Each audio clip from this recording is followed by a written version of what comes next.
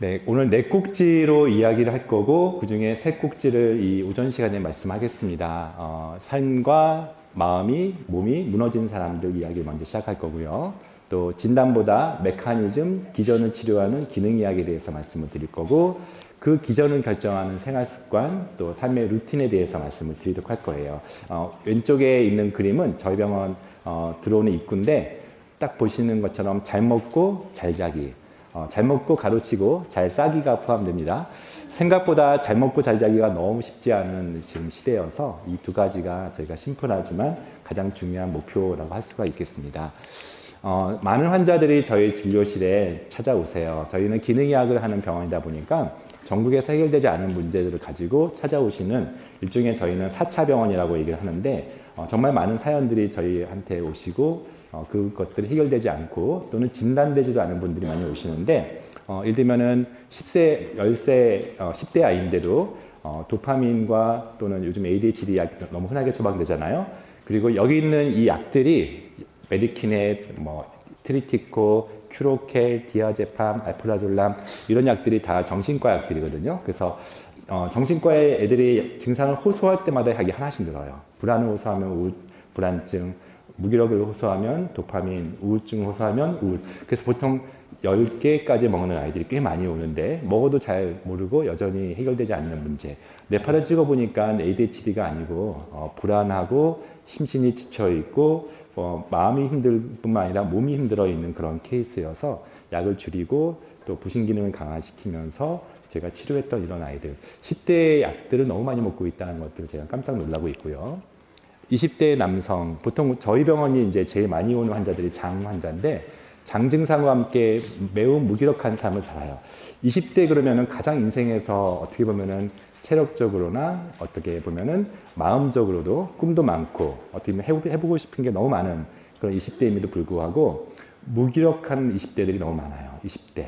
그리고 이 친구도 장이 너무 안 좋고 그리고 여러 가지 약들을 먹고 있고 그래서 기회가 되면은 좀 빠른 시간 내에 아이를 회복시키자 했을 때 이 오른쪽 그림은 이제 뇌파라고 하는 뇌 기능인데 뇌 기능도 많이 떨어져 있고 무기력하고 그래서 장 치료하고 뇌 치료하는 그런 케이스인데 결국은 생활 습관 술도 먹고 있었고 그리고 운동도 하지 않고 있는 20대에게 어떻게 다가갈 것인가 그런 고민들이 많아요. 40대 여성 무기력하고 불안하고 우울증 증상. 근데 여기서는 이제 미토콘드리아라고 하는 주제가 있었는데 그래서 항상 피곤을 달고 사는데 그 중에서는 부신 필요도 있지만 미토콘드리아라고 하는 에너지 만드는 과정이 안 돼서 그걸 보충하고 정신과 약을 다 줄이고 미토콘드리아 기능을 개선시켜서 뇌의 에너지, 신체 에너지를 올렸던 그런 케이스예요. 50대 체중이 10kg나 빠지는 이유 없이 빠지고 불안증을 호소하시고 늘 가스가 차는데 해결되지 않는 문제 73kg에서 62kg까지 빠지고 가스가 차니까 다시 불안해지니까 다시 장이 안 좋아지는 끊임없는 악순환. 그래서 중간에 저희가 대변 검사도 하고 장내 미생물 검사도 했는데 장내 미생물의 종수가 너무 적어서 계획을 세워서 장내 미생물 증식을 시키는 그런 치료도 하면서 뇌와 장을 한꺼번에 끌고 가는 케이스예요. 더 많은 케이스가 있죠. 70대도 있고 암 환자들도 있고 굉장히 많은 사람들이 또는 진단받았음에도 불구하고 치료가 되지 않는 예를 들면은 피부 아토피 환자라든지 파킨슨 환자라든지 무엇보다 자폐 아동이라든지 진단은 됐으나 치료가 되지 않고 치료는 매우 제한적이고 이런 경우가 너무 많고 애당초 이 많은 증상들이 진단조차 되지 않는 경우가 많습니다. 그래서 저희는 진단보다 더 중요한 게 메커니즘이 무엇일까에 대해서 공부하고 연구하고 또 임상에 적용하는 그런 의사들입니다. 현대의학, 우리가 K 메디칼 하면 너무 자랑스럽죠. 왜냐면은 가장 공부 잘하는 사람들이 그리고 가장 학문을 좋아하고 연구를 많이 하는 사람들이 주로 의대생이 되고 의사가 되는 그런데 그리고 여전히 저희 한국 의료는 거의 전 세계에서 탑을 찍을 정도로 실제 또 많은 지표들 영아 생존율이라든지 또는 기대 수명이라든지 대한민국은 정말 전 세계에서 가장 높은 수준의 의료를 제공하고 있습니다. 그리고 놀라울 정도의 현대의학은 발전하고 있기 때문에 저는 경이로움을 넘어서 정말 존경하고 존중합니다. 그럼에도 불구하고 여러 면에서 매우 큰 한계들이 있습니다. 제가 예전에 어떤 경험이 있었냐면 30년 전에 제가 존경하는 돌아가셨지만 존경하는 박상은 원장님이 계시는데 그분이 고신대 고려 부산에서 이제 그 응급실에서 환자를 한 명 봤는데 오전까지만 해도 당신의 간이 좋아졌습니다. 간 수치가 좋아져서 환자에게 축하합니다 하고 퇴원했는데 오후에 퇴근할 때 그 사람이 응급실로 왔는데 죽어서 온 거예요. 간 수치가 좋아졌다고 해서 간이 좋아졌다고 해서 환자는 기뻐서 다시 술을 먹고 음주하다가 교통사고를 당하셔서 오셨는데 과연 좋아졌다는 게 무엇일까? 과연 회복되었다는 게 무엇일까? 간 수치를 우리가 간장량을 떨어뜨려서 간 수치를 떨어뜨리는 게 정말 회복일까라는 생각. 암 환자에게 암을 도려내서 어떻게 보면 암이 완치되었다고 판정하는 것이 과연 무엇일까에 대한 부분인데 우리 의사들은 그것을 회복이라고 하고 또 완치라고 하고 관해라고 표현하기도 해요. 그럼에도 불구하고 현대의학은 매우 놀라운 발전을 했지만 진단에 얽매여 있어요. 딱 진단이 되면 그 다음 진단으로 넘어가기 굉장히 힘들고 대부분 진단들은 이제 우리가 호소하는 증상들의 조합 또는 어떤 피검사나 어떤 방사선 검사의 결과 이게 진단이 돼요. 물론 진단되지 않는 게 더 많죠. 그럴 때는 이제 증후군으로 신드롬으로 빼기도 하지만 근데 가장 큰 어려운 점 중에 하나가 우리 모든 장기들을 나눠서 진료를 해요. 나눠서 수련을 받아요. 그러다 보니까 같은 내과여도 소화기 내과와 심장내과가 다른 분야로 생각되고 소화기 증상을 호소해도 심장 쪽에서는 그것이 심장 문제였음에도 불구하고 소화기 증상으로 호소하는 것들을 어떻게 보면 다루지 못하는 경우도 있어요.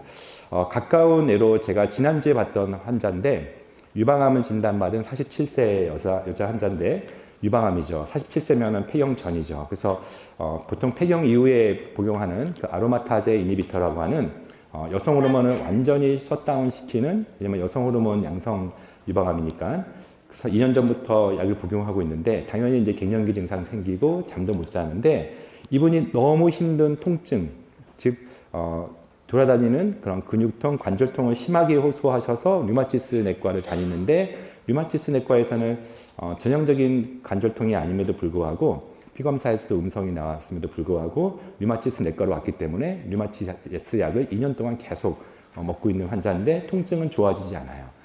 이 중에 유방암 환자들이 제가 한 10분 정도 계시는 걸로 알고 있는데 유방암 같은 경우는 그 여성 호르몬을 갑자기 억제시키면 더군다나 폐경 전인데 그렇게 완전히 셧다운 시키면은 온갖 관절통과 근육통을 경험하게 돼요.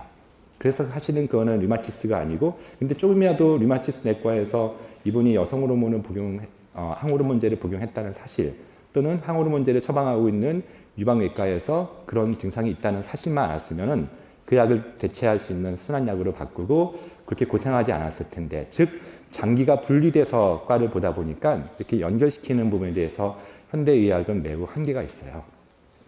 이것을 한계로 보지 못하는 게 한계예요. 왜냐하면 그런 증상만 모여서 그 과로 가다 보니까 그것만 치료하면 된다고 하고 환자들은 돌아다닐 수밖에 없는 부분들이 있어요.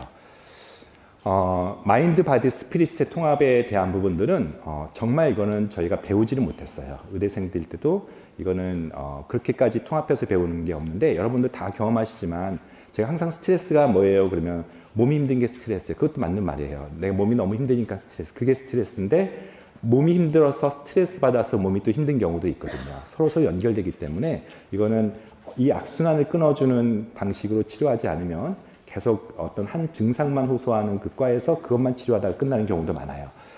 근거 중심이라고 들어보신 적 있어요? 영어로 에비던스 베이스. 우리 의사들은 가장 중요하게 여기는 어떤 덕목이라고 할 수 있는데 근거 중심이 뭐냐면 여러 연구들의 결과, 특별히 잘 설계된 연구의 결과에 의해서 의미 있는 결과만을 증거라고 하고 근거라고 하고 그것만 우리가 일종의 추구하고 그것의 근거 기반의 진료를 해야 옳은 진료를 배워요.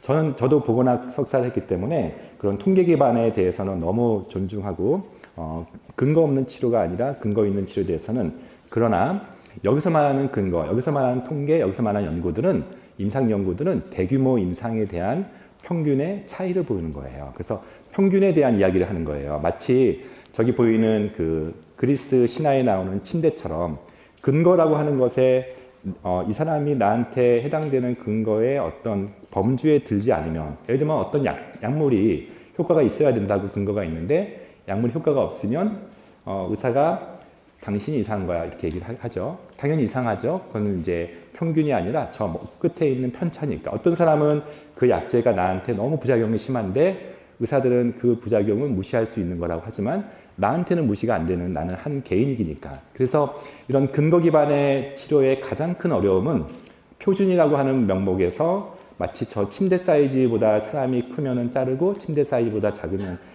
늘려서 죽이는 그런 어떤 본말이 전도가 됐죠. 환자한테 맞추는 치료가 아닌, 즉 퍼스널라이저라고 하는 부분들이 사실은 저희 의학 교육에는 없어요.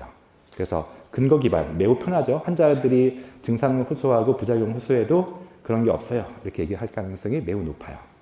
존중은 하지만 거기에 얽매이지 말아야 됩니다. 약물 처방, 엄청 약을 많이 처방하죠. 그래서 이 말 하면 또 약 줄까봐 무서워서 약 못 하시잖아요. 수술, 엄청나게 우리가 로봇 수술부터 시작해서 굉장히 진보됐고 테크닉이 뛰어나요. 근데 애당초 병이 나기 전 단계에서 무엇을 할지에 대해서는 의사들이 배운 바가 없어요. 저희 전체 의과대학 시절 통틀어도 어떻게 이것을 특히 식단 이전에 누트리션 이런 것들을 정규 과목으로 배우지 않고 지금도 역시 마찬가지 전공의 과정이나 모든 수련 과정에서는 여러분들마다 못해요. 여러분들이 요즘은 의사한테 이렇게 영양 얘기를 하다 보면은 뭐 별로 이렇게 의사들이 약간 떨떠름해 하죠. 모르니까 그런 거예요. 그 무시하는 게 아니라 자기가 잘 아는 거라면 그런 거 하지 마시고 그냥 좋은 거 드세요 이렇게 얘기할 수밖에 없는 게 진심 몰라요. 그래서 생활 습관에 대해서 의사들이 생활 습관이 제일 안 좋아요. 제가 아는 저를 포함해서 의사들 중에 운동에 진심이신 분들이 현실적으로 없어요. 시간도 안 되고 운동에 대해서 운동은 그냥 개인 취향으로 느끼기 때문에 자기 진료 과목과 연결시켜서 하시는 분들이 매우 소수. 근데 그분들이 진심이 없어서 그런 게 아니라 배우지 않았기 때문이에요. 그래서 그런 분들에게 여러분들이 다가와서 진짜 이야기를 할 때는 매우 당혹스럽고, 무엇보다 수가는 적고 시간은 되게 없고 뭐 하려고 그러면 뒤에 간호사들이 자꾸 문 두들겨서 좀 나오시죠. 이런 분위기 속에서는 심지어 암 환자조차도 자기 주치의한테 난 그럼 앞으로 어떻게 될지요 말할 때 그냥 1, 2분 얘기하다가 그냥 나올 수밖에 없는 이 분위기 속에서 여러분들이 정말 우리나라 의료가 또는 대한민국 또는 일반적인 의료가 진실한 것인가는 잘 모르겠어요. 그래서 이런 부분에 대해서 저희가 그렇지 않고, 특히 질병이라고 하는 것들이 카테고리가 딱 됐잖아요. 그러면은 질병에 대한 카테고리에는 치료가 있단 말이에요. 아토피에는 스테로이드 연고가 있고요. 파킨슨병에는 도파민 처방이 있고 이렇게 돼 있어요. 근데 그거 외에는 저희가 잘 몰라요. 파킨슨이면 노화의 한 퇴행성 질환인데 과연 도파민 부족이 메인 기전이긴 하지만 도파민이 그러면 왜 떨어졌을까에 대해서는 굳이 질문 안 해요. 아토피는 면역질환이든 피부질환이면 어쨌든 힘들게 진단했지만 결국은 항히스타민이나 스테로이드 연고를 주는 것밖에는, 그럼 그게 왜 생겼을까에 대해서는 그렇게까지 연구를 잘 안 하고 당연히 적용은 잘 안 해요. 저희 병원 요즘 자폐 환자들이 많이 오는데 자폐처럼 진짜 어려운 병이 없는 것 같아요. 질병 부담이 가장 크고 정말 힘든 병인데 치료는 고사하고 왜 생겼을까? 그러면 앞으로 어떻게 하면 될까에 대해서 이야기해주는 의사가 거의 없어요. 그래서 우리가 배우는 그런 정신과 질환들 또는 퇴행성 질환들, 많은 암조차도 왜 생겼을까? 앞으로 어떻게 하면 또는 어떻게 하면 재발을 막을 것인가에 대해서 속 시원하게 말을 못해요. 이런 질병의 카테고리, 그래서 질병은 없다라는 No Disease라고 하는 저 책이 그런 부분들을 되게 신랄하게 비판하면서 질병보다 더 중요한 것이 메커니즘을 치료하자라고 하는 거예요. 질병은 무엇이든지 공통기전이라는 게 있습니다. 예를 들면 미토콘드리아, 우리 모든 세포에 다 존재하고 모든 질병에 영향을 주는 미토콘드리아 대사, 미토콘드리아뿐만 아니라 모든 신진대사, 의사들이 다 배웠던 건데 이걸 어떻게 평가하는지는 모르죠. 염증, 만성염증 되게 중요하다고 들었지만 그걸 어떻게 검사하는지 어떻게 치료하는지 모르죠. 해독이라고 하는 파트, 오늘 두 번째 파트에서 하시겠지만 최재영 원장님, 해독 그러면 마치 한의사가 말하는 것처럼 싫어해요. 저희가 다 배웠거든요. 해독의 기전들, 페이스 1, 페이스 2, 디톡시피케이션 메커니즘을 다 배웠음에도 불구하고 거기서 하는 모든 시도들은 의사들은 좀 비웃음을 해요.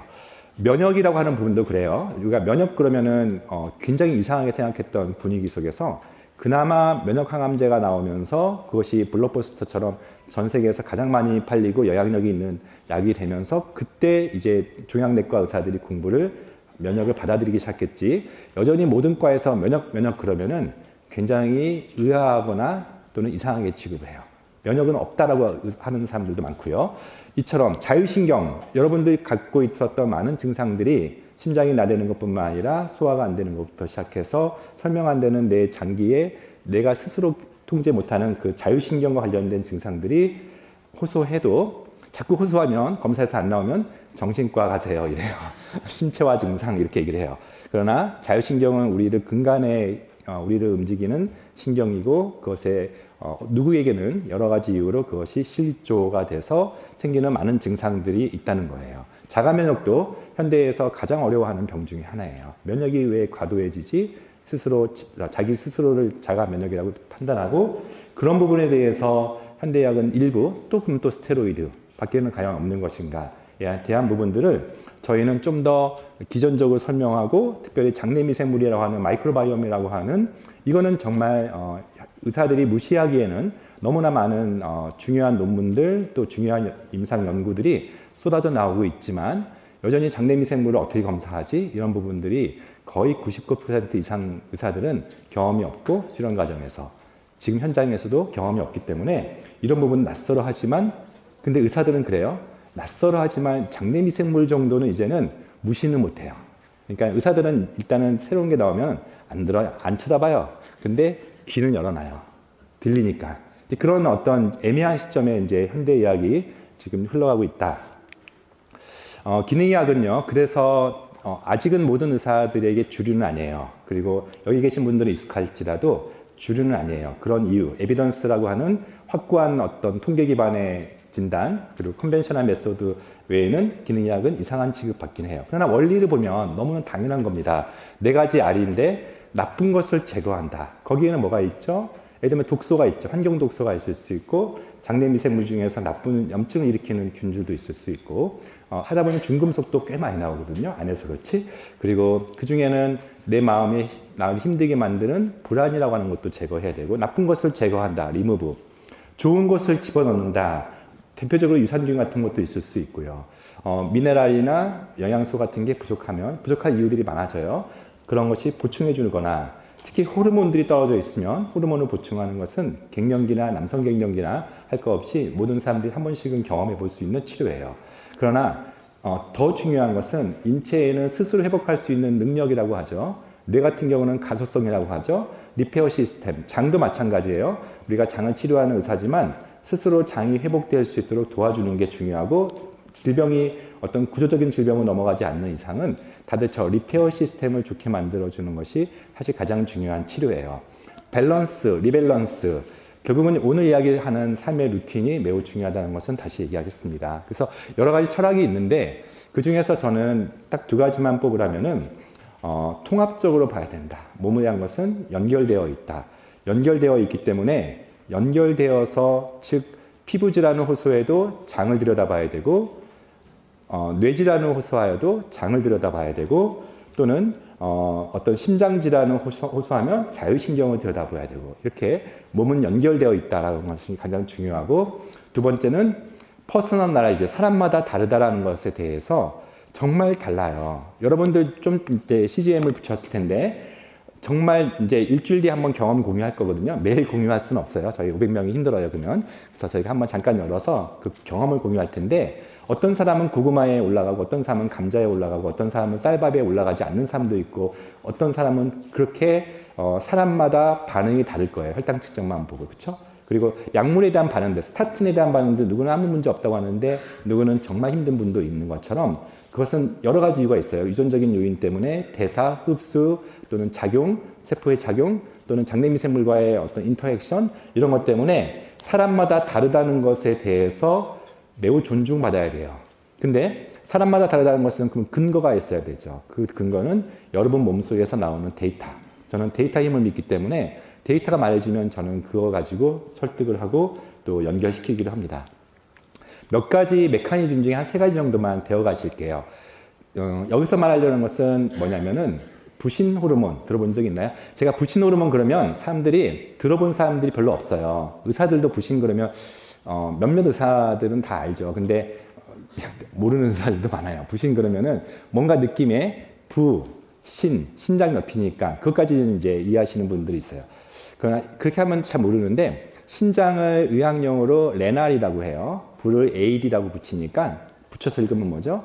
아드레날린. 그러면 이제 그래요. 그러면 제가 아드레날린이 떨어지면 좋겠어요? 높으면 좋겠어요? 하면 당연히 솟구치면 좋겠죠. 그래서 이 아드레날린이 떨어진 겁니다. 더 전문 용어로 표현하면 메가리가 없는 겁니다. 하면은 대부분 사람들이 이해를 해요. 메가리가 없는 거예요. 맥파를 찍고 우리가 한의사들이 맥진을 했을 때 맥이 안 잡히는 거예요. 메가리가 없다는 표현을 쓰는데 무슨 얘기냐면 아침에 일어나도 이 부신 호르몬 코티졸이 떨어져 있는 경우. 여기 보시면 스트레스 받으면 코티졸은 전통적으로 스트레스 호르몬으로 알려져 있기 때문에 높아지죠. 그래서 많은 경우 코티졸을 스트레스 호르몬, 나쁜 호르몬으로 이해하는데 그렇지 않아요. 코티졸이 높아야지 아침에 우리가 힘을 내요. 동기부여 받고 뭘 하려고 해요. 파이팅 하려고 해요. 근데 많은 사람들이 수면장애를 경험하면서 아침에 일어나도 깬 것 같지 않다. 이 시간에 지금 아침 시간인데 멍하신 분들이 있을 거예요. 한동안 이제 힘드신 분들이 있을 거예요. 아침에 일어나도 피곤하다. 잠을 자도 피곤하고 충분히 주말에 쉬어도 피곤하다. 이게 부신기능 저하라고 할 수 있고 거기에 플러스 추위 타고 좀 염증 잘 생기고 잠 못 자고 낮은 혈압에 이런 사람들이 부신기능 저하인 경우인데 하고 싶은 얘기는 서카디안 리듬. 아침에 코티졸 올라가고 밤에 떨어지고 멜라토닌은 밤에 올라가는 이러한 서카디안 리듬이 망가진 사람들이 너무 많아서 수면 파트에서 그 얘기를 한 번 더 할게요. 그래서 부신이라는 거 기억해 주시면 좋을 것 같아요. 실제 부신 기능 저하를 평가를 어떻게 하냐 했을 때 저희는 코티졸, DHEA라고 하는 2가지 부신 호르몬을 측정해서 저희가 갖고 있는 레퍼런스가 있거든요. 또 하나 저희 병원에 오시면 자율신경, 어느 병원도 요즘 자율신경 많이 하는데 HRB라고 하면은 제 블로그가 한 10만 명이 읽으셨더라고요. 의사들도 있고 개인 여러분들이 블로그나 제 유튜브에 많이 있으니까 참고하시는데 단적인 예를 한번 보여드릴게요. 2015년 1월 달에 오셨던 40대 남자분은 코티졸과 DHEA가 7.94, 305 되게 정상이에요. 아주 좋은 정상이고 자율신경도 잘 모르겠지만 저 막대 그래프가 뭔가 빨간색 표준보다 올라가 있죠. 그랬던 그분이 옆으로 왔을 때 한 1년 반 뒤에 왔을 때 7.94였던 코티졸이 2.67, 7은 넘어야 돼요. DHEA가 305에서 139, 그리고 교감신경 빨간색 막대 그래프가 엄청 증가되어 있지만 에너지라고 하는 요 부분이 굉장히 저하됐어요. 같은 사람이었는데 이렇게 뚝 떨어져 있는 스트레스 또 만성피로 이분은 이때 이혼하은 직후였어요. 그러니까 인생에서 가장 큰 스트레스 만남 여러분 모두가 경험했던 것처럼 부신기능 저하는 스트레스와 관련된다. 이렇게 이해하시면 돼요. 미토콘드리아 오늘 좀 어려운 거 한 2개만 더 할게요. 미토콘드리아 그러면 들어봤어요? 그러면은 이과생이든 문과생이든 들어는 봤어요 이렇게 얘기해요. 네, 미토콘드리아가 뭐예요? 그러면 대부분 어려워하지만 저는 에너지를 만드는 공장이라는 표현을 써요.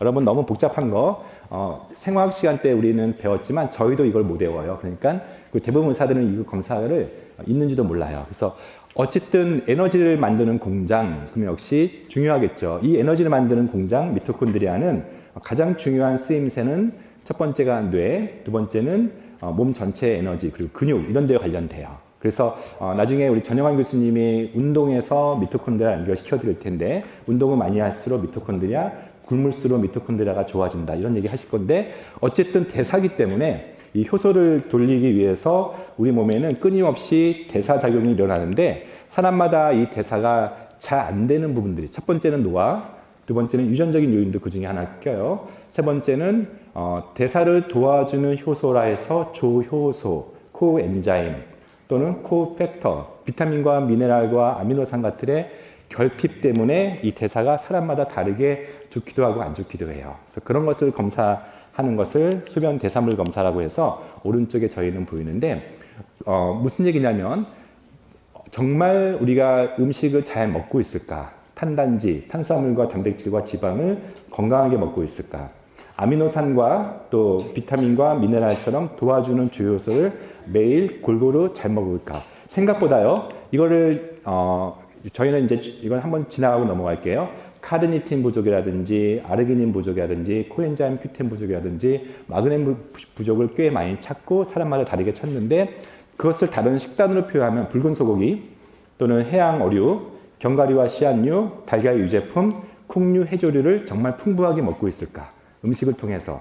그렇지 않기 때문에 대사에 여러분들이 대부분 사람들이, 여러분들은 좀 건강하신 분들이니까 대부분의 여러분 이웃 사람들이 먹고 있는 것들을 보면 시켜 먹는 것들을 보고 예전에는 그래도 우리가 다 같이 다 같이 모여서 야채도 먹어야 되고 고기도 먹어야 되고 차린 거 그냥 군말 없이 먹어야 되고 그랬던 어린 시절에 비해서 지금은 혼자 사시는 분들 특히 먹고 싶은 것만 먹다 보니까 풍부한 미네랄, 아미노산들이 들어오지 않아서 대사에 문제가 많이 생겨요. 여기에는 에너지 대사라고 하는 미토콘드리아도 있지만 신경 전달 물질, 도파민 같은 거 또는 해독과 관련된 이런 대사들이 망가지는 요인 중에 영양의 이 풍부한 시대에 영양의 불균형이 있다는 거예요.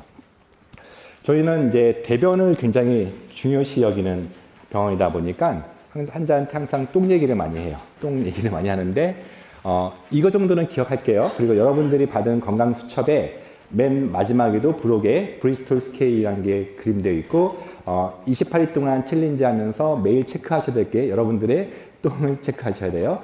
저는 환자들한테 장이 좋아요? 그러면은 머뭇거리는 사람이 있고 안 좋다만 하는 사람이 있는데 한마디로 브리스톨 스케일 어때요? 물어보면은 부드러운 보통의 변, 저 사형이 제일 좋아요. 바나나처럼 나오는 변 또는 소세지처럼 나오는 3번 정도, 3, 4번 정도가 좋은데 의외로 많은 사람들이 토끼똥 그리고 매일 변을 보기 힘들어.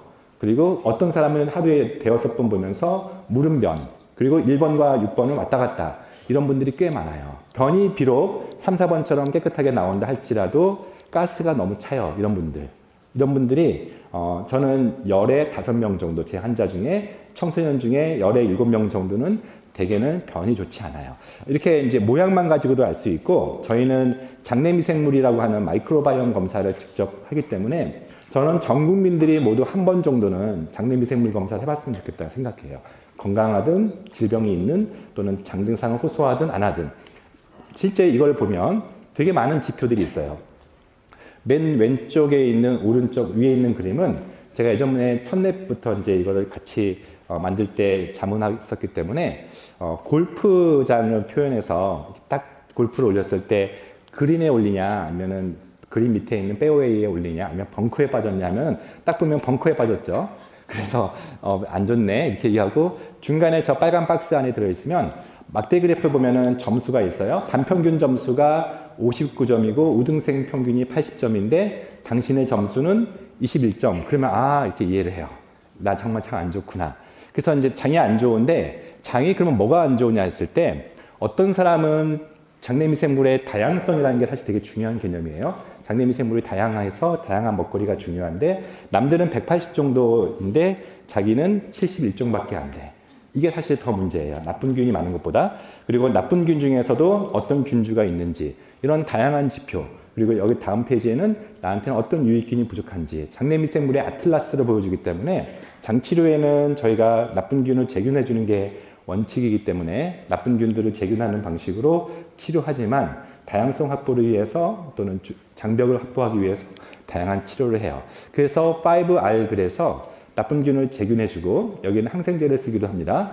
그리고 좋은 균을 보충해주고 좋은 유산균을 쓰기도 하죠.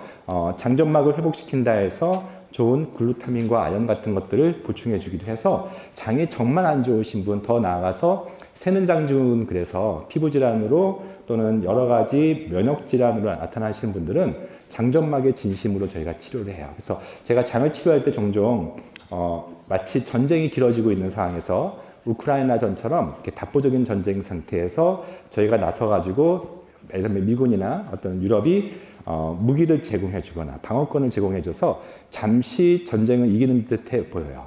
그러나 이 전쟁 끝나지 않죠. 그래서 보급이 중요하고 결국 국력이 중요하다고 강조하는 것처럼 식단이 중요하고 음식을 어떻게 회피하는지를 저희는 강조 안 할 수가 없어요. 그래서 심지어는 끝판왕 치료라고 하는 FMT 들어보신 적 있나요?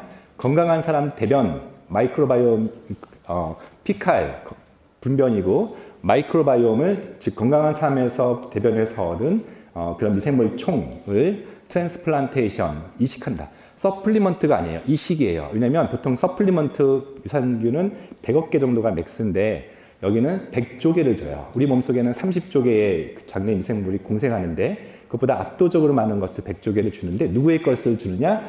저희 병원에 오는 그 장내 미생물을 도너하시는 분은 목사님으로 알고 있어요. 그래서 그 회사에서 저희는 자폐를 치료하기 때문에 가장 좋은 대변을 주시기 위해서 그분이 매일매일 회사에 자기 대변을 이렇게 팔아요. 5만 원. 여러분들 장 좋으신 분들은 제가 그 회사를 소개할 테니까 매일 5만 원씩 수익을 내실 수가 있어요. 대신 엄격한 검사를 해요. 나쁜 균이 없어야 되고, 그분은 술도 먹으시면 안 되고, 우울증도 없으셔야 되고, 이렇게 건강한 사람의 대변이라면 팔리는 시대도 와요. 어쨌든 그런 사람의 대변을 저희가 경구용으로 또는 다른 병원에서는 내시경을 통해서 이식하면은 49종밖에 안 됐는데 207종으로 옮기면서 환자는 만성적인 설사를 하시면서 체중이 7, 8kg 정도 증가, 10kg 이상 빠졌던 20대가 10kg 빠지면서 남자인데 정말 일상이 안 되고, 또 균주는 되게 어려운 균주인 클로스트리디움 디피세 같은 균주가 발견됐는데 이렇게 해도 안 되고 저렇게도 안 된 경우 제가 FMT를 하는 경우도 있어요. 장치료의 진심이고, 또는 가스 차시는 분들이 있죠. 가스 차시는 분들은 저희가 포도맵이라는 개념이 있으니까 여러분들 어려운 내용들이니까 이 포도맵은 QR 나중에 강의로에 있는 거 찍어서 가스 차시는 분들은 어떤 음식, 그 포도맵이 어떤 음식인지 그걸 피하는 게, 또는 저희가 푸드항체 검사를 해서 특이하게 푸드항체가 높은 사람들은 그 음식을 제거하는 쪽으로, 나쁜 음식을 안 먹는 쪽으로, 그 사람한테 나쁜 음식을 안 먹는 쪽으로 얘기해 주기도 해요. 장뇌축이라는 표현도 씁니다. 너무 유명한 얘기고, 결국은 장이 안 좋아서 설명하는 많은 부분들 중에는 우울증, 불안증, 또는 더 나아가서 파킨슨의 악화 요인, 또는 자폐 아이들의 어떤 악화 요인, 또는 자폐 아이들의 심지어 진단에도 관련이 돼요. 그래서 이 케이스는 제가 4년 전에 자폐 아이의 분변을 검사했던 케이스인데, 그때는 저는 인생에서 처음으로 자폐 아동을 봤어요. 그리고 그 아이의 아빠의 고통을 봤어요. 그러면서 기능의학을 하는 의사로서 자폐아동에 대해서 알게 되었고, 장내미생물을 검사를 비교하면서 좋아지면서 아이의 증상이 좋아지는 걸 보면서 제가 마지막으로 해야 될 부분 중에 하나가 자폐아이들 또는 ADHD 우리 어린아이들의 장치료를 해서, 또는 장내 미생물뿐만 아니라 미토콘드리아를 개선시켜서 해결되지도 않고 원인도 모르는 이 자폐 아동, 더 많아지고 있는 아동들에게 무언가 해보자 해서 저희가 아예 이사를 오면서 한 층 전체를 자폐 아동을 위한 센터로 만들기도 했어요. 그랬던 케이스도 있고, 정말 많은 케이스가 저희 병원에서 지나가는데 분변 이식을 통해서 굉장히 힘들었던 우울증이 좋아지는 케이스. 여러분 검색하면 똥이 우울증을 좋게 한다 이런 얘기 들으실 수 있을 거예요. 그런 것들을 보고 있습니다. 장 피부측도 마찬가지예요. 그래서 피부가 좋아지는 케이스 중에 장 면역을 좋게 해서 피부가 좋아지는 케이스도 있으니까 참고하시고, 오늘은 중금속 얘기를 많이 못하니까 이 QR코드나 또는 여러 영상에 중금속 얘기도 있으니까 해산물을 좋아하시는 분들은, 또는 자기가 직업적으로 또는 취미적으로 어떤 납 같은데 의외로 페인팅 하시는 분들이 그림 그리다가 많이 노출되기도 해요. 이런 부분이 있고, 환경 호르몬 얘기도 오늘은 넘어갈게요. 그래서 이런 것들을 다루는 것이 기존의 문법, 질병을 진단하는 그리고 치료하는 것을 넘어서 기전을 이해하고 기전을 치료하는 거예요. 근데 제가 이제 사실은 오늘 이 행사를 열게 된 것은 기전을 결정하는 것이 생활 루틴이기 때문입니다. 사실은 기전을 결정하는 생활 루틴이 저는 별로 이렇게 저한테는 중요하지 않았어요. 왜냐면은 너무나 많은 질병을 또는 증상들을 호소하시고 난제 케이스가 너무 많아서 제 진료실은 늘 그분들과의 전쟁, 그분들을 설명하고 설득시키고 또는 따라오게 만드는데 온 에너지를 다 쏟고 있었기 때문에 저도 힘들고, 사실은 척추가 무너질 정도로 저도 힘들고, 생활 습관에 대해서는 이야기할 공간도 없고 시간도 없는, 그랬는데 제가 이제 점점 유튜브를 올해는 운동에 대해서 찍자, 그리고 식단에서 찍자, 그리고 책임님 만나고 또 여러 그런 같이 결이 맞는 사람들 만나서 생각해 보니까 훨씬 중요한 게 왜 누구는 저런 기전이 나빠질까? 누구는 왜 장내 미생물이 나쁘고 누구는 왜 자율신경이 망가져 있고 누구는 끊임없이 악순환되는 그런 어려움, 서킷을 타고 있을까 했을 때 다시요. 질병을 결정하는 것은 여러 가지 기전 중에 저희가 일부를 좀 말씀드렸죠. 그 중에는 이제 브레인 시냅스라고 하는 또 뇌의 기능도 포함되고 인슐린 저항성 너무 중요하고 그렇죠? 근데 이것들을 결정하는 것은 또 무엇일까 했을 때 최근에 저의 가장 집중되고 있는 부분들은 결국은 루틴인데 우리가 아까도 제가 전쟁 중에 당장은 막아내고 당장은 남의 도움 받더라도 결국은 보급이 중요하고 결국은 국력이 중요한데 가장 중요한 것이 첫 번째가 식단. 아마 식단에 대해서는 여러분들 꽤 많이 지금 이미 많이 지식이 노출되어 있을 거예요. 식단 루틴, 두 번째 수면 루틴, 세 번째 운동 루틴, 무엇보다 마음 루틴이 되게 중요해요. 그래서 오늘은 이 자리에 가장 제가 하게 된 이유 그것은 바로 이 부분을 강조하고 이 부분의 전문가들을 모시기 위해서 그래서 나 혼자 힘드니까 같이 하자 이런 개념으로 시작을 하고 있는 겁니다. 루틴의 힘 저는 개인적으로 학생들, 청년들, 직장인들 모두에게 어떤 질문을 하냐면 아침에 눈 뜨고 직장으로 출발하거나 학교로 출발하는 시간이 얼마나 되세요? 여러분도 얼마나 되세요? 눈 뜨자마자 그 다음 집을 나서는 시간. 재봐야 되겠지만 눈을 떴을 때, 그러니까 눈이야 뭐 더 빨리 뜰 수 있지만 침대에서 일어나고 직장을 향해서 나가는 그 시간이 대부분 사람들이 20-30분도 안 걸리는 것 같아요. 후다닥 여러 가지가 있죠. 그래서 이렇게 끌려가는 거예요. 아침에. 그 하루도 오늘 아침도 끌려가고 정신없이 시작하고 머리도 덜 말리고 가고 뭔가 하루 시작하는 것부터 이미 좀 망한 느낌이에요. 뭔가 마음이 급하고 왜 그럴까? 가장 큰 이유는 이제 전날 늦게 자는 습관 그리고 아침에 못 일어나는 어떤 여러 가지 이슈가 있겠고 그러나 그것보다는 아침에 일어나는 것에 우선순위를 안 두는 것 같아요. 꽤 많은 사람들이 직전에 일어나서 루틴이라는 거 없이 그냥 그 지하철 타고 다니면 이렇게 낑겨가고 차 운전하면은 한참 막혀서 도착해서 벌써 도착하자마자 지쳐있는 그 삶들이 반복되는 것 같아요.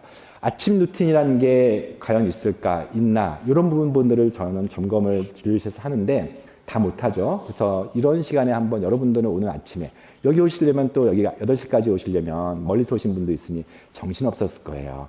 아침에 차분하게 여러분들의 루틴이 무엇이었는지 누구는 가볍게 기지개를 한다거나 또는 어떤 사람들은 짧은 시간에도 자기만의 요가를 하신 분도 있고 저 같은 경우는 루틴은 아침에 저는 한 5시 정도에 저만 정말 특별한 케이스고 매우 새벽형 인간이라서 저는 10시에 자고 5시에 일어나는 습관이 굉장히 오랫동안 돼 있기 때문에 저는 그냥 5시에 일어나는 게 루틴인데 1시간 정도는 오늘 오실 환자분들의 진료 기록을 보면서 미리 공부해 와요. 그때가 저한테는 가장 집중이 잘 되는 시간이고 6시에 일어나서 운동을 하거나 아니면 좀 일찍 가야 되는 경우는 가볍게 먹지 않아요. 저는 아침 식사를 제일 중요시 여기기 때문에 좋은 식단을 아침에 최대한 많이 먹고 출발을 하는데 굉장히 오랜 시간 저는 아침 루틴을 잡아요. 그래서 저처럼 아침형 인간이 되라는 얘기는 아니지만 삶이 반복적으로 힘드신 분들은 아침 루틴을 확보하라. 식단 루틴은 좀 이따 한번 다시 얘기할 거고요. 운동 루틴도 중요하고요. 또 얘기할게요. 수면 루틴. 그래서 결국은 3박자, 4박자, 6박자를 다 얘기하는 것들은 결국은 수면 루틴이 제일 중요해요. 그래서 수면 루틴 안 되는 분도 되게 많아요. 아까 저한테 오신 분도 수면에 대해서 잠깐 짧지만 호소하시는데 제가 오죽했으면 당신이 잘 잤으면 좋겠습니다라는 책을 썼겠어요. 너무 많은 사람들이 수면의 어려움. 근데 수면의 어려움보다는 수면의 중요성을 간과해서 수면을 제우선순위에 뒤로 하는 사람이 많아서 저는 언젠가 우리 정한우 원장님이 책임 거기 한밥 영상에서 같이 나왔을 때 하루의 시작은 아침이 아니고 하루의 시작은 자기 전입니다라고 해요. 그래서 내 첫 하루가 잠이다라고 생각해 주시고 아까 제가 부신 호르몬이 떨어져 있는 많은 사람들은 수면 장애가 있다고 말씀드렸던 것처럼 잠을 잘 자기 위해서 하루를 산다라고 생각해 주시는 게 여러분들의 지속적인 삶, 바쁠 때는 뭐 그렇게 못할 수 있지만 그러나 바빠도 내 몸이 힘들지 않고 지속적인 에너지를 가지려면은 수면의 진심이어야 된다고 해요. 수면의 진심은 8시간을 자는 걸 말하는 거예요. 불가능하죠. 가능해져야 돼요. 8시간 자려고 해야 7시간 잘 수 있고 더 중요한 것은 잘 잤다라는 느낌. 아침에 일어났을 때 충분한 에너지, 마치 배터리를 우리가 100% 충전시키고 아침에 나가는 것처럼 배터리만 충전시킬 게 아니라 수면을 통해서 양질의 수면이 최우선되도록 그 모든 것을 노력하자는 얘기예요. 좀 다시 한번 더 얘기할게요. 무엇보다 마음 루틴이 중요하죠. 아무리 우리가 아주 강박적으로 이 루틴을 잘 지켜도 하루 짜증나서 잠에 들면은 그 의미 없는 하루가 되는 거고 오히려 나를 힘들게 만든 하루가 되기 때문에 나중에도 우리가 수첩에 적겠지만 하루에 감사한 거 3가지 적자. 이거 해보신 적 별로 없는 분들 많을 거예요. 별로 감사한 일 자체가 없는 분들이 많을 거예요. 근데 사소하지만 매우 사소하지만 구체적이고 또는 추상적이어도 괜찮으니까 나를 향해서 감사하자. 나쁜 거 말고 감사한 거 적자라는 것이 핵심이고요. 오늘 많이 다루지는 않지만 저는 스피리추얼, 영성의 루틴이 어떻게 보면 또 저는 근간이라고 보고 있기 때문에 이런 부분들까지도 오늘 잠깐만 언급하는 겁니다. 식단은 너무 다양해요. 사람들마다 우선순위가 다르고 경험치가 다르고 그 경험에 대한 반응도 다르기 때문에 우리가 획일화되지 못해요. 우리 좀 이따가 홀썸님이 식단 얘기를 굉장히 보니까 제가 오늘 마지막 강의 정말 깔끔하고 이뻐요, 강의가. 그래서 꼭 마지막 강의 들으셨으면 좋겠는데 식단에서 더 중요한 것은 집밥력이라고 하더라고요. 그거 꼭 나중에 기억하시는데 어쨌든 식단이 다 다양해요. 어떤 사람은 야채를 절대 안 먹는다 하는 카니보도 있을 수 있고 어떤 사람은 밸런스 다이어트가 중요한 사람도 있고 어떤 사람은 신념에 의해서 비건이 중요하다고 할 수 있어요. 근데 제일 일단 공통적인 것은 나쁜 것을 먹지 않는. 그래서 최경님이 얘기하시는 설민 라티. 제가 작년에 체험 영상에 처음 출연했을 때 저걸 못 외워가지고 밀설 라티로 얘기했다가 댓글에 뭐냐 뭐 이러셨는데 어쨌든 설탕, 밀가루, 나는 나쁜 기름을 말하는 거예요. 흔히 말하는 우리가 좋다고 생각했던 식물성 기름 중에 상당 부분이 나쁜 기름 그리고 튀김 여기에 포함되지 않는 게 술이고 지난주에 체험 영상의 술 영상은 꼭 보세요. 제가 봤던 영상 중에 술과 관련된 영상 많지도 않지만 의사들이 꼭 봐야겠다. 그래서 제가 환자들한테 그 영상 보셨어요 했더니 클릭을 못 하겠대요.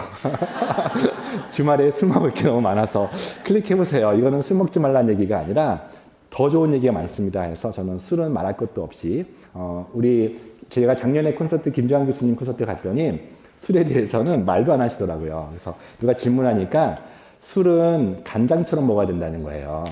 술은 간장을 퍼마시는 분 없죠. 술은 찍어 먹는 정도로만 먹는다. 그 정도면 괜찮다고 얘기하시니까 술은 말할 것도 없이 설민 라티. 여기에는 이제 어떤 사람은 우유도 있을 수 있고 우유는 대체로 알러지가 많습니다. 그리고 나한테 맞지 않는 음식들, 즉 알러지를 일으키는 음식인데 그 알러지가 피부가 뒤집어지는 알러지가 아니라 흔히 말하는 지연성 알러지 검사 통해서 나오는 음식만 먹으면 두통이 있고 음식만 먹으면 장이 안 좋고 하는 그런 나한테 맞지 않는 음식은 다들 경험적으로 아시거나 또는 모르고 먹었으면 한번 알아보시는 것도 좋아요. 그런 걸 포함시키는 거기 때문에 일상에서 설민라티 하지 않기 너무 어려운 과제예요.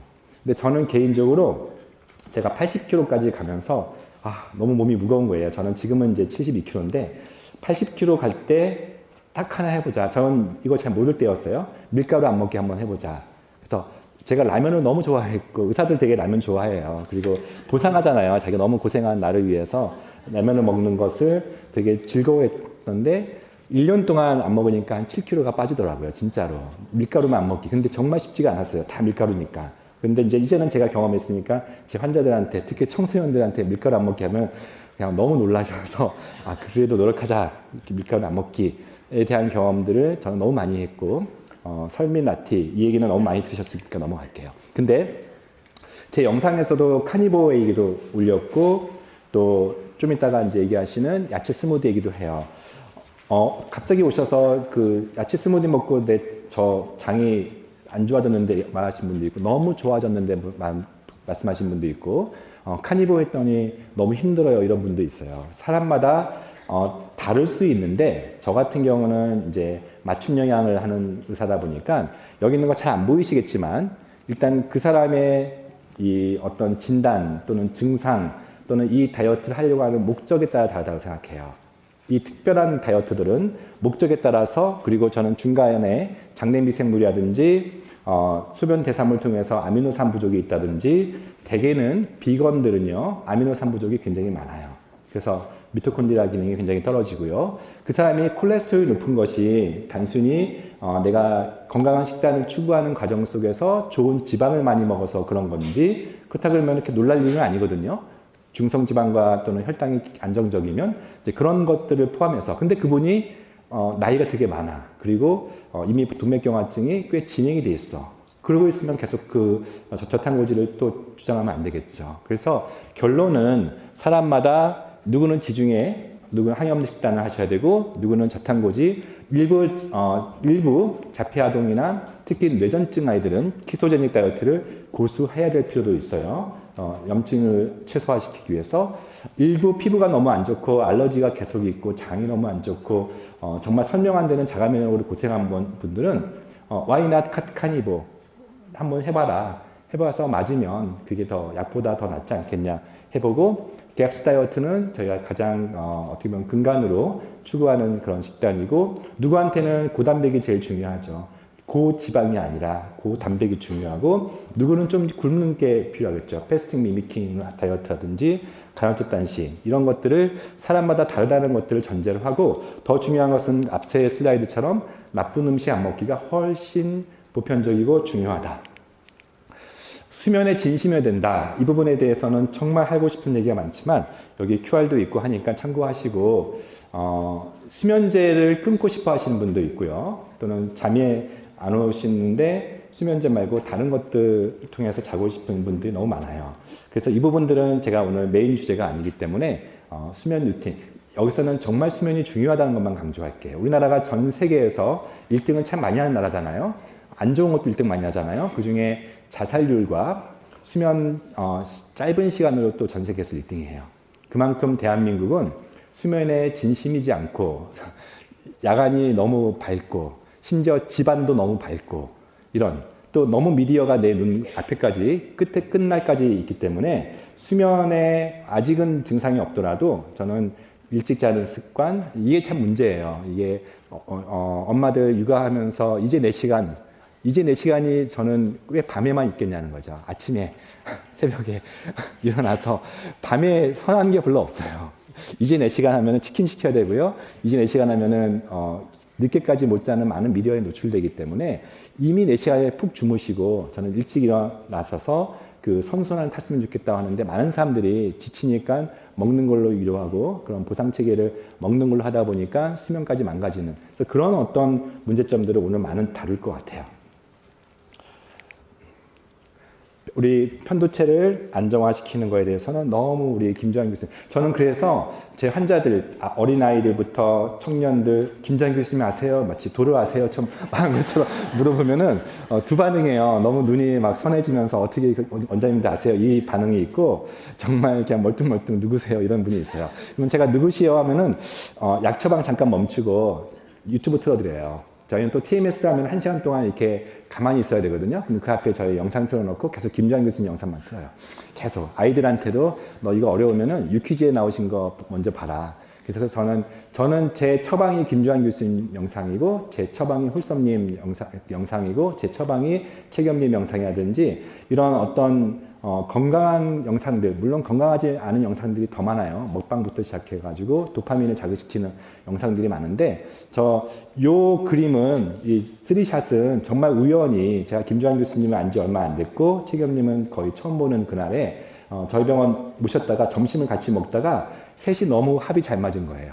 아, 이렇게 처음 만난 사람들끼리 즐거운 대화가 그리고 너무 결이 같네 하면서 그날 마침 제가 오후에 우리 지금 촬영팀 오셨는데 오후에 제 촬영하는 날이었는데 괜찮으시면 좀 전에 얘기했던 거 한번 다시 한번 우리 그냥 대본도 없지만 한번 해볼까요 해서 했더니 저는 이분들이 그렇게까지 팬들이 많은지 몰랐었던 때여서 댓글에 막 엄청나더라고요. 그래서 전 개인적으로 좋은 인연의 첫 시작이었던 그 샷이었고요. 그러나 진짜로 그 어떤 뇌과학자보다 이론적으로 설명하든 어떤 식으로 설명하든 저는 가장 간단한 저 문구, 편도체를 안정화시키고 전두엽을 활성화시킨다. 여기에는 이제 많은 방법들이 있어요.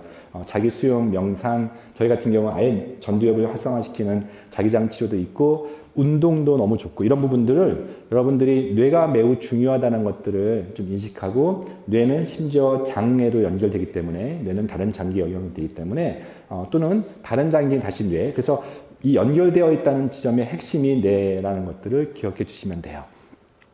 스트레스 저항성이 사실 너무 약한 시대, 특히 청소년 시기에 이 스트레스 저항성이 너무 떨어지는데 저는 항상 몇 가지를 좀 더 덧붙여서 말하면은 좋은 스트레스도 있다.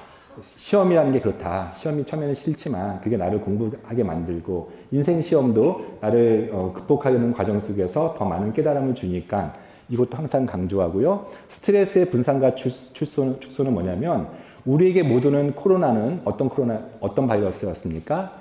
인생을 그냥 결혼도 늦춘 사람도 있고 학생들 학교도 못 가게 하고 사회가 셧다운 됐던 더 바이러스였는데 알고 보면 지금 보면 어바이러스잖아요.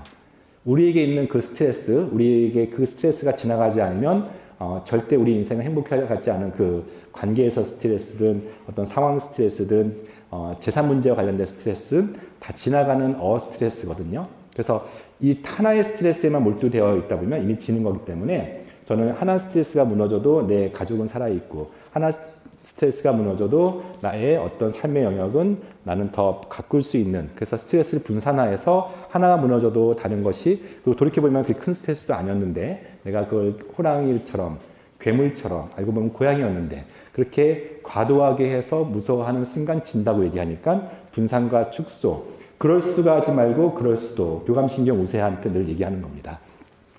어렵지만 사실 제일 중요한 세 가지 안티에이징이 뭐예요? 그러면 저 옛날부터 안티에이징을 해왔었기 때문에 옛날에는 막 스템셀도 얘기하고 했었는데 그게 아니고 해피에이징이 제일 중요하다. 행복하게 사는 것이 진짜 똑똑하고 가장 바보 같은 똑똑함은 돈을 많이 갖고 불행하게 하는 사람들 그리고 교육을 많이 시켜놓고 자식들과 불행해 있는 사람들 가장 헛똑똑이기 때문에 가장 가까운 사람과의 화평 그리고 심플 라이프 무엇보다 이 우리의 특유의 특성 나는 이거 괜찮은데 다른 사람이 했을 때 내가 했던 것을 존중받지 못했거나 오히려 내가 했던 것이 오해가 돼서 생기는 많은 속에서 이 비교함이라고 하는 부분들이 나를 힘들게 하는 시대가 됐기 때문에 이런 부분들은 우리 김주환 교수님 영상이나 또 이런 부분들을 좀 여러분들이 리마인드하고 갔으면 좋겠어요.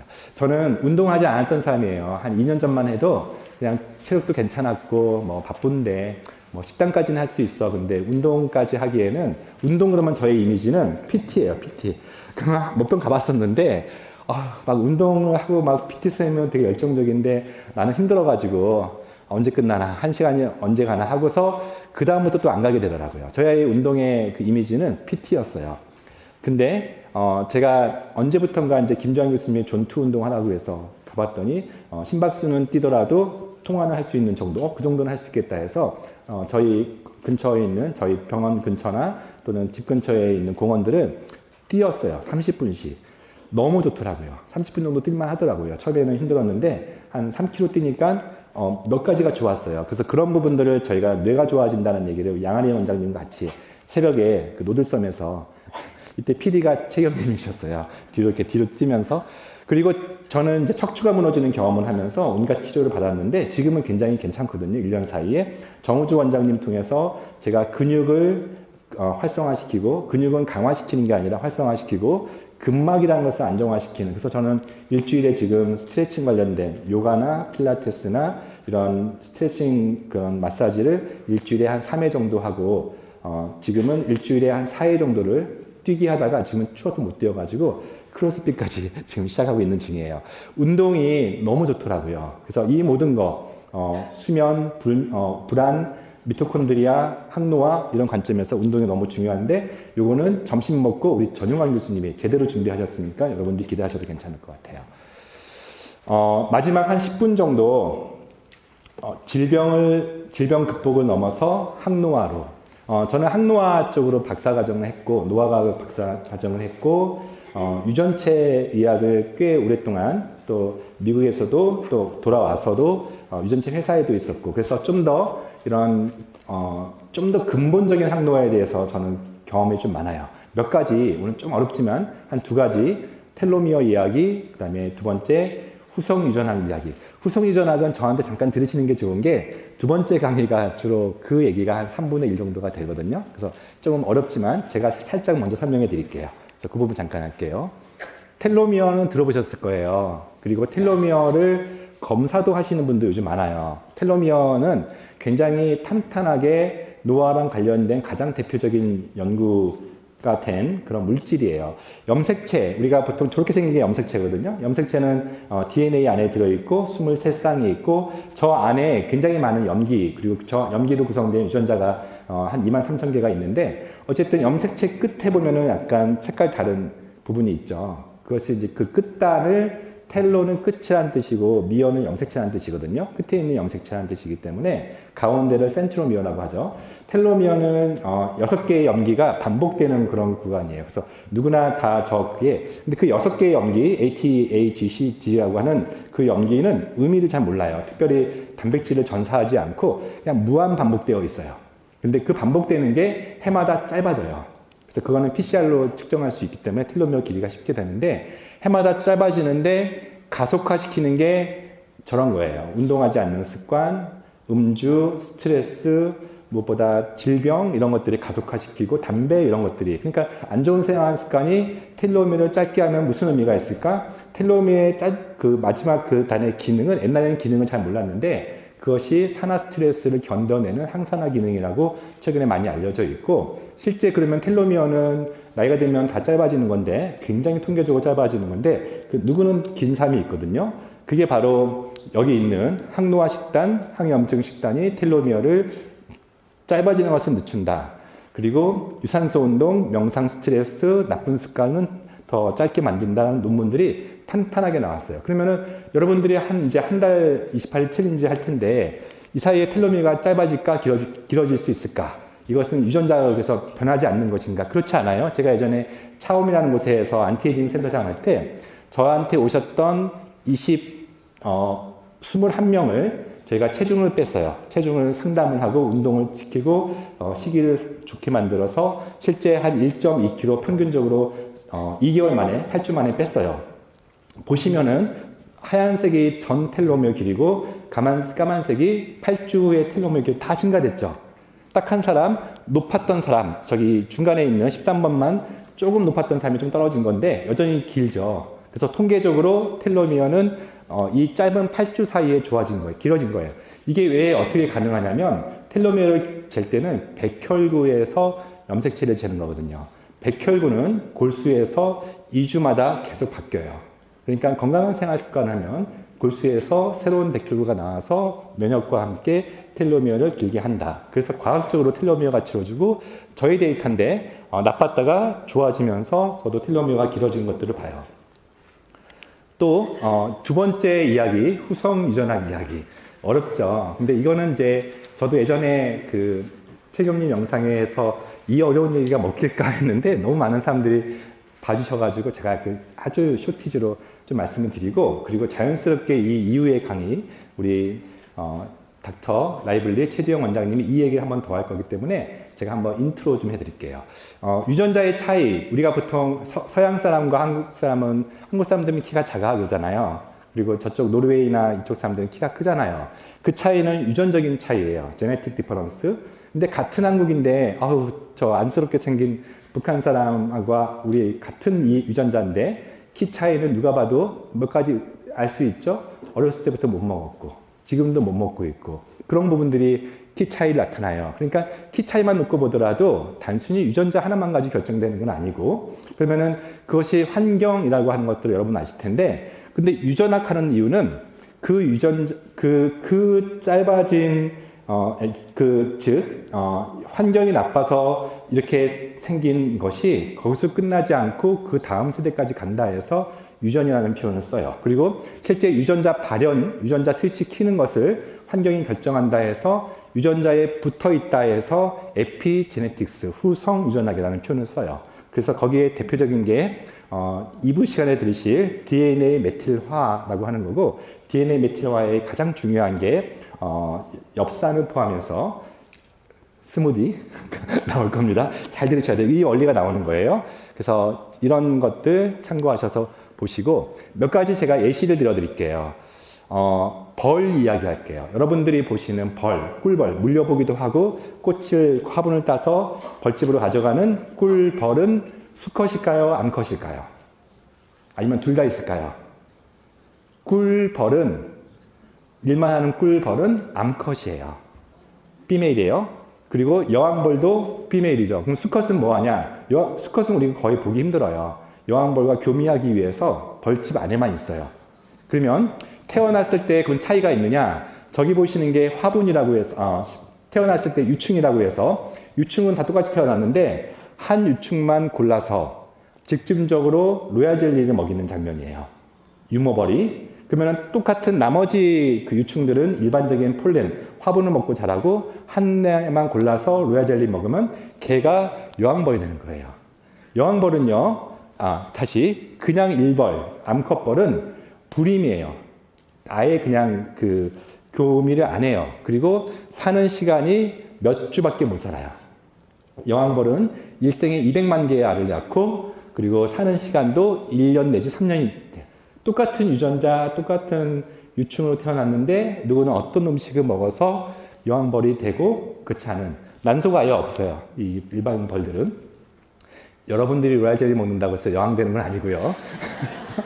그만큼 음식이 유전자를 바꾼다. 제가 보스턴에 있을 때, 터프츠라는 대학에 있을 때 했던 실험인데요. 임신한 쥐에 어떤 음식을 먹는지에 따라서 색깔이 달라요. 어떤 색깔이 건강해 보입니까? 노란색 쥐는 건강하지 않은 쥐, 비만이고 암이 잘. 그리고 블랙쥐, 검은색 쥐, 이걸 아구티라고 해요. 그 얼룩이라는 표현을 쓰는데 아구티 마우스라고 하는데 이 쥐는 건강한 쥐. 그러니까 태어나 보면은 어떤 쥐는 건강한지 아닌지는 피부 색깔로 알 수 있죠. 그러면 어떤 우리가 임상 실험을 했냐면은 임신한 쥐의 한 군은 비타민 B를 포함해서 엽산이 풍부한 음식을 계속 먹이고 한 군은 보통 한 군은 아예 그걸 제해서 먹였을 때 엽산을 포함한 풍부한 메틸 도너라고 하는 풍부한 좋은 음식을 먹지 않은 그룹들이 이쪽으로 태어나요. 그래서 이런 부분들이 첫 번째 나의 인생도 결정하고 어렸을 때부터 내 후손도 결정한다고 하는 그런 음식의 중요성을 보여주는 후성 유전학 개념이에요. 뒷부분에 많이 할 겁니다. 그래서 후성 유전학은 가장 중요한 게 음식이고요. 두 번째는 많은 연구에서 엑서사이즈, 운동, 그리고 이모셔널 또는 명상 이런 것들, 건강한 웰리스를 추구할 때 후성 유전학적으로 좋아진다. 즉, 암을 우리가 억제하려는 유전자, 우리가 그것을 이제 굉장히 중요하게 하는 튜머 서프레신이라고 하는데, 암을 억제하는 유전자가 기능이 안 되니까, 암 억제가 안 되니까 암이 생긴다고 하면은 암을 억제하는 유전자의 스위치를 켜면 되겠죠. 그게 좋은 식단, 좋은 음식, 스트레스 안 받는 삶. 이게 단순히 뻔한 말을 한 것 같지만 과학적으로 설명할 때 이 후성 유전학이 가장 강력하고요. 이걸 이용해서 항암제도 나오기도 하니까요. 또 건강한 항노화를 하기 위해서는 좋은 방법 중에 하나가 굶기예요. 굶기. 여러분들 간헐적 단식 하면 항노화 된다는 얘기 들어보셨는데 간헐적 단식을 좀 넘어서 FMD라고 해서 패스팅 미미킹 다이어트 혹시 들어보셨나요? 패스팅 굶는다는 뜻이고 미미킹 모방한다는 뜻이고 다이어트. 하루에 800칼로리 더 나아가서 600칼로리 이하로 먹는 건데 탄수화물과 단백질을 거의 먹지 않는 상태로 만들어서 내 몸이 마치 단식처럼 만들어서 죽었던 세포들의 기능, 그 중에서 오토파지, 미토파지라고 하는 그런 어떤 세포의 능력을 최대치로 만드는 그런 개념을 FMD라고 해요. 다만 그 사이에 굶어 죽지 않도록 좋은 미네랄과 좋은 좋은 지방 같은 것들을 식단으로 또는 이런 보충 방식으로 해서 요즘 유행하는 어떤 챌린지에 많이 나오는 그런 FMD 같은 경우는 실제 여러 기전들이 있어요. FMD 했을 때 이 발터 롱고라는 박사가 제일 여기서는 유명한 박사고 또 호바스 시계라고 하는 이제 메틸레이션 기반으로 노화를 측정했을 때 FMD 보통 5일 하는 거거든요. 15끼. 그래서 이거를 1년에 3번 정도 하면 15끼죠. 15끼를 하면 2.4년 더 산다고 되어 있는 거예요. 그러니까 하루 굶을 때 30일 더 살고 FMD는 암 환자한테도 되게 도움이 돼서 저희가 FMD를 직접 가르치기도 해요. 그래서 우리가 과식 많이 먹는 거 그것이 에너지를 채우는 게 아니라 때로는 굶고 내 몸을 약간의 극한의 환경으로 만들어서 내 스스로 세포를 깨우는 방식으로 이해하시면 되겠습니다. 영상 보시면 자세히 나옵니다. 마지막으로 제가 이제 이렇게 앞에 몸과 마음이 망가진 사람들 소개했지만 몇 분을 더 소개할게요. 마지막 슬라이드 두 번째인데, 첫 번째는 저희 아버님이에요. 39년생이시고, 저희 아버님은 지금 벌써 86, 7세 되셨으니까 80세 때 아버지께서 여행을 가시겠다는 거예요. 아버님은 원래 목사님이시고 선교를 많이 도와주시는 목사님이셨는데, 여행 어디로 가시려고 했더니 남미 13개 나라를 배낭 메고서 혼자서 80에 가신다는 거예요. 영어도 못 하시는 분이. 그래서 우려했지만 뭐 늘 그러셨으니까 진짜 갔다 오셨고, 81세에는 남태평양에 있는, 제가 파푸아뉴기니 코이카 출신인데 그 옆에 있는 작은 나라들이 있거든요. 그래서 헬리콥터 다니면서 81세에 다니시다가 82세에 코로나가 터져서 더 이상 못 가시고, 83세에 넘어져서 척추골절 생기면서 한 1년 동안 못 일어나니까 다시는 못 가시겠다 했는데 어떻게든지 버티고 일어나셔가지고 85세에는 아프리카를, 86세에 오늘은 알래스카를, 내년에 다시 아프리카를 가실 예정이세요. 그래서 저한테 오시는 환자 중에 95세까지 계신데, 저는 무엇이 항노화인가, 항노화를 왜 해야 되는가, 항노화가 사치품인가? 아니에요. 저는 아버님은 저한테 어렸을 때는 진짜 해준 게 별로 없으셨던 것 같은데 지금 너무 많은 걸 해주세요. 건강하신 모습을 유지하고 계시니까 여러분들 중에 연로하신 부모님들 입원하고 계신 분들 너무 많을 건데, 저는 지금 나이 40, 50대 노화를 방지하기 위해서 생각하는 모든 것은 내 자식의 마지막 선물이라고 생각하시고 하셔야 된다고 보고 있고요. 우리가 너무 여러분들이 잘 아시는 에리님은 60대, 저는 인생에서 가장 황금기 중에 하나가 60대라고 생각해요. 또는 50대 후반, 즉 갱년기 이후에 삶을 사시는 분들이 에리님처럼만 갱년기를 맞으시면 돼요. 즉 그 어떤 때보다 더 소위 말해서 호르몬에 디펜던트 되지 않고 내 삶을 주도하면서 남의 삶까지 인플루언싱 할 수 있는 그런 멋진 여성을 되기 위해서 여러분들이 가시길 바라고. 이분 기억나시죠? 오늘 사회 보신 분. 지금 임신 37주, 6주. 이 행사 준비할 때 이제 임신 중이었고, 뭐 개인사긴 하지만 갑상선암도 경험하셨고, 오랫동안 아이를 갖고 싶었는데 안 되다가 정말 기적과 같이, 선물과 같이 올해 임신이 됐고, 지금 임신 거의 다음 달 이제 1월 초에 출산을 앞두고 있는데, 이렇게 운동을 하면서 건강한 식단하면서 임신 되게는 힘들잖아요. 임신 입덧도 없이 막판까지 정말 큰 기여를 하고 있는 모습들을 보이는 각각 80대, 60대, 10대 보여주고 있습니다. 이런 삶을 사시기 위해서 여기 계신다. 질병이 있든 없든 간에. 제 이야기 마지막으로 할게요. 저는 이제 저희 어머님, 저는 이때가 자면초등학교라고 저 잠실에 있는 초등학교였는데 500명 앞에 이렇게 서 있는 거 저한테는, 저는 한 명 앞에 서 있기도 힘들었던 삶이었어요. 심지어 여러분도 어떠세요? 제가 말을 더듬고 있나요?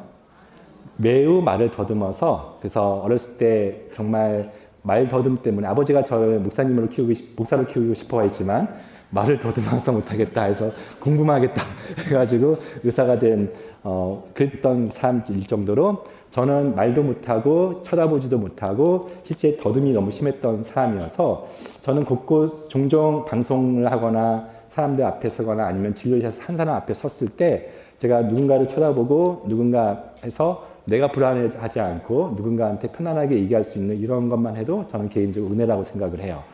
진료실에 저보다 훨씬 어린 친구들, 불안하고 여러 가지 이유로 저한테 왔다는 이유는 학교 생활이 원만치 않고 심지어는 그만두고 집안에 계속 어려움이 생기면서 어쩔 수 없이 데리고 온 불안한 아이들한테 저는 저의 이야기를 들려주기도 해요. 저 역시 그랬다. 더 안타까운 마음으로 보는데, 그럼에도 불구하고 인생은 더 많은 여러 가지 좋은 일들이 있어서 그것을 끌어내는 힘이 있으니까 같이 한번 해보자 라고 얘기를 해요. 그래서 저는 이제 파푸아뉴기니라는 곳에서 코이카 생활을 했을 때 어린아이들 키웠고, 그 아이들이 자라서 지금은 결혼도 했고 군대도 가 있는데 저는 가정을 이루고 또 지금은 이제 저희 직원들이거든요. 그래서 이런 어떤 가족을 이루고 내 가족 내 바운더리에서 삶을 행복해 하는 것들을 진심 즐거워하고, 아마 여러분들의 가정도 누구는 때로는 불안한 아이들이 있고 불안한 엄마들이 있고 또는 남편이 힘들어하는 경우도 있지만